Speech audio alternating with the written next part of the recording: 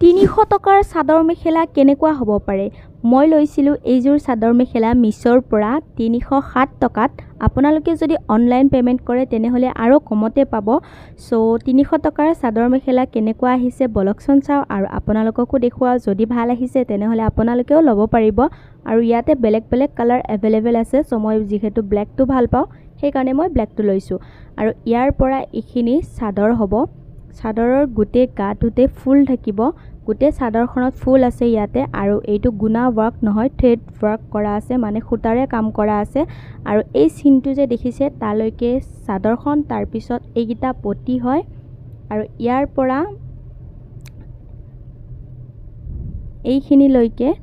চাদৰখন হ'ব চাদৰখনত তল সাইডে ফুল থাকিব আৰু ওপৰৰখিনি উকা থাকিব